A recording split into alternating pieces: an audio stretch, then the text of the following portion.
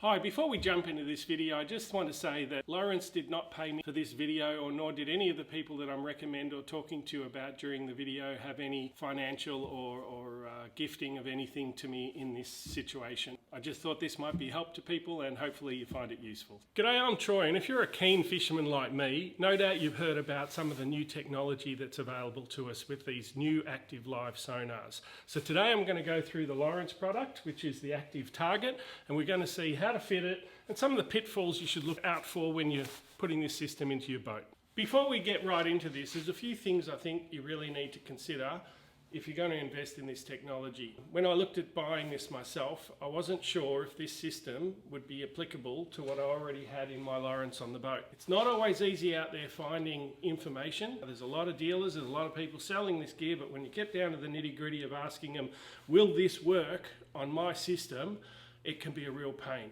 I went to Navico, the distributors of this product, and asked them for some assistance, and they put me onto a company called CH Smith, and they were fantastic. They knew all about the product and they knew exactly what I needed.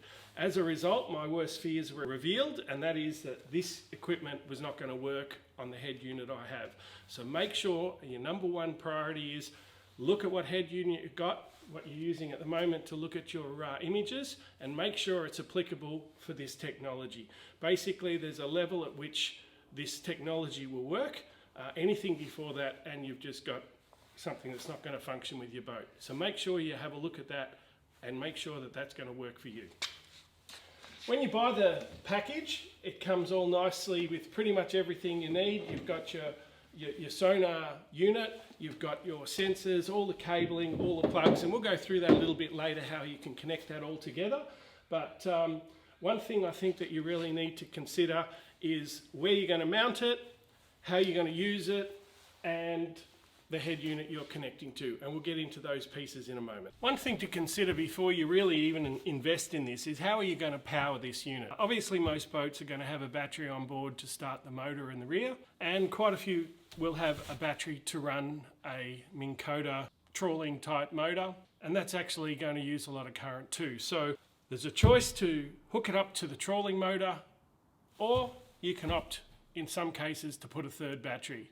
The sonar unit itself uses quite a bit of current, and if you're going to be using it throughout a whole day, it really is something you need to consider. You don't want to be out there on the water and find out that you've exhausted the battery that's meant to start the motor to get you home, and also you don't want to exhaust the motor that may be keeping you spot locked in a position or trawling you through the favoured fishing grounds. So just something to consider.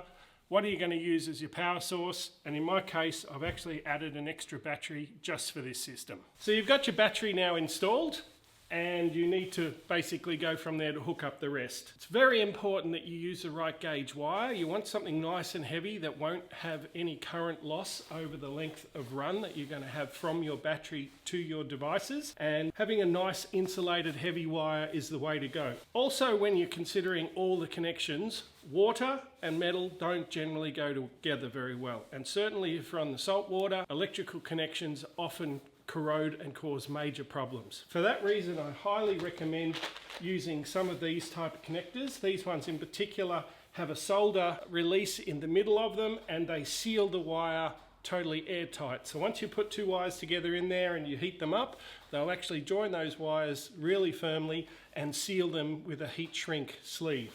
Likewise, other connectors come with heat shrink tubing on the connection side, and these are also great for terminations to batteries and to fuse panels and so forth. On the note of the fuse panels, it's extremely important if you're going to run a new battery that you make sure that you fuse it properly before you run any of your electronics.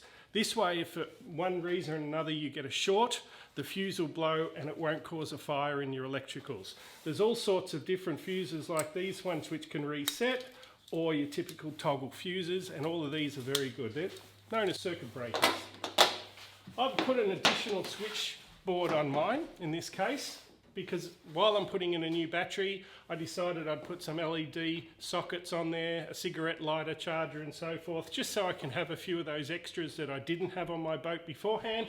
And likewise, there are marine switchboards that you can buy. They're very easy to install. They have a little cover that clicks off. There we go.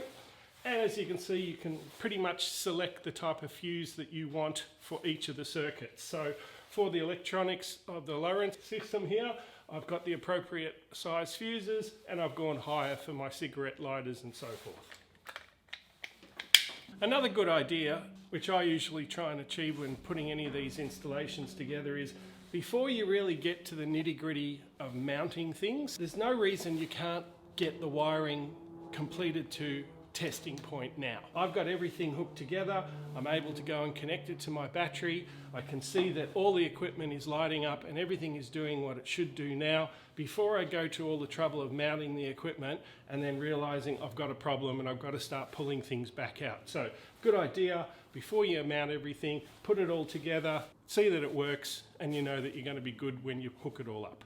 So knowing that most of you out there who are going to be considering installing this equipment, I haven't spent a great deal of time in this video to try and show you where I'm placing things or how I've exactly wired things, because really, if you don't have that level of skill in knowing how to wire it, it's probably better that you get a professional to wire it for you. I'm about to look at where I'm going to put this unit, and this is one of the things that you need to consider. This unit is your sonar unit that's additional to your head unit. It needs to be placed somewhere in the boat where it's not going to be wet or rained on or be subject to a lot of moisture. So I've pulled off the front paneling of my boat, and I'm going to find a nice little dry area there with plenty of ventilation that I can mount that. And later on when it's mounted, I'll show you where I've put that. The next thing we need to look at is the sonar head itself. This is where all of the magic happens. This is the device that is going to be under the water and is going to be in a downward direction, a scouting direction, or a forward direction to give you the three different abilities that this will show you those fish in a real live manner. Now, the solution itself comes with a whole range of different mounting kits.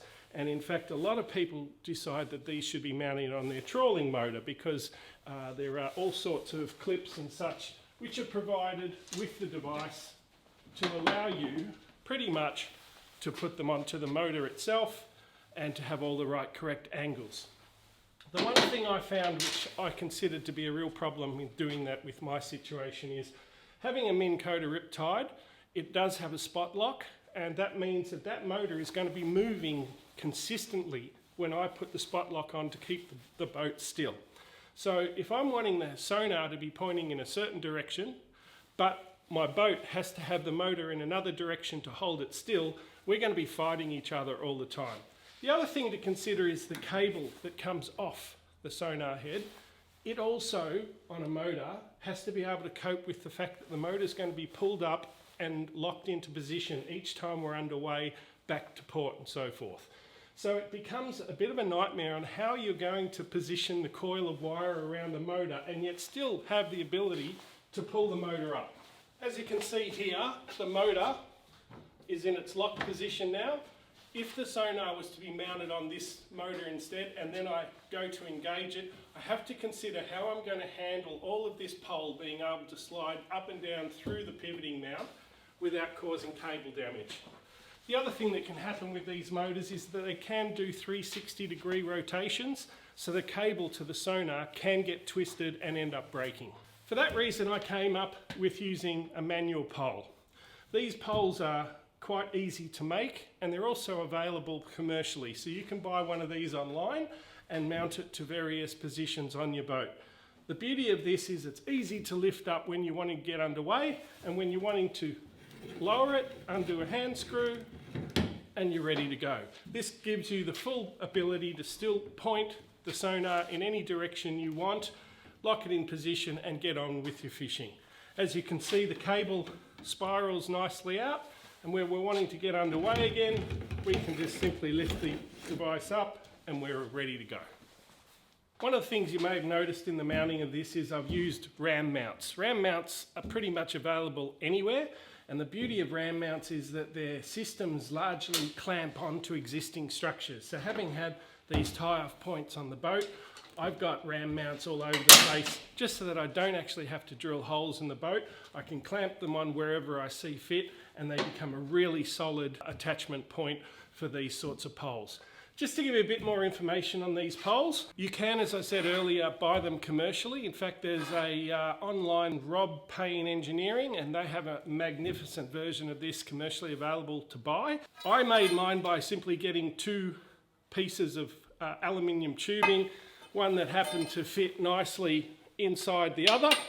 So I had a really nice pivoting point where I could make this subsection here, and just with a couple of fasteners and so forth, the solution was easily made. So if you're handy with a bit of metal work, places like Action Aluminium will sell you these pipe very cheaply, and with a little bit of a welding skill, you're off and away. So as I said earlier, when I was checking out whether I could actually use the ActiveLive on my boat, I knew that I had a DHS7, which was a fairly modern Lowrance unit.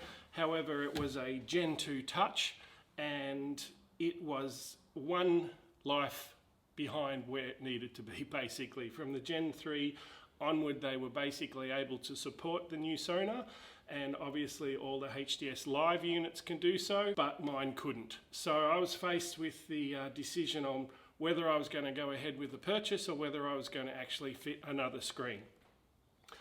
The temptation to have this new technology was too great, and I decided I would go for another unit, but I didn't want to pull this little baby off my boat because it still has a purpose. So instead I decided again to use a ram mount, which gave me a number of extra features. I can have the new 9-inch unit easily displayed where I sit. I can also, just at a few simple unattachments, swing the unit around and face it towards the front. So if I'm fishing at the front and I'm actually hand turning the sonar pole, I can actually see exactly what's going on from the unit in any position in the boat. And if I decided to fish off the back of the boat, I can swing it around again and we're ready to go. So it was a really functional way of mounting the unit. The 9-inch unit also gave me a lot more clarity and size in the screen.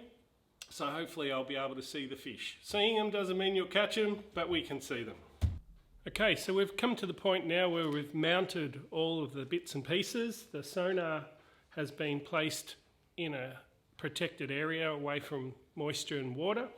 All the cabling has been put down the gunwales, and all of the cabling has been terminated under the console and put into a fuse box and so forth. So the new battery goes through a circuit breaker which protects the system should there be a short, and yeah, it's all very simple. The sonar cable has been left draping freely so that the actual sonar arm can be removed when the boat gets put away and the covers get put on, and it makes it really easy and functional for you to take the pole out and use it as you see. Right, so that's about a wrap up now. Everything's been installed and working. All the cables have been tucked away neatly, and we're pretty much ready to go. Next stage is for us to take this boat out on the water and see how this unit performs, and we'll be sure to make a quick video of that too to show you how things have worked out. Bye for now.